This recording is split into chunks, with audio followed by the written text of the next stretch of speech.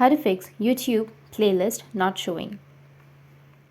If you want to fix YouTube playlist not showing, then first of all, you need to open up your Play Store, and from the Play Store, you need to go with search and search for YouTube. Make sure that YouTube is in the latest version. If you have any updates under your YouTube, then you just need to simply go and update it, and your problem might be fixed. If that doesn't fix your problem, then the next thing you need to do is just search for YouTube. Tap and hold on to your YouTube, and you will have an app info right here. So tap on the app info section. Once you tap on the app info, you need to scroll down and you will find an option of clear cache. If you don't find it right there on the bottom, then you can go with storage and cache right here. Tap on it and then go with clear cache. Once you've cleared your cache, your problem might be fixed. If that still doesn't fix your problem, then you just need to simply go scroll down and then go with permissions.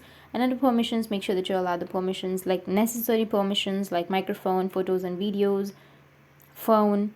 Once you allow the permissions, go back and then just refresh your YouTube or restart your device and your problem will be fixed.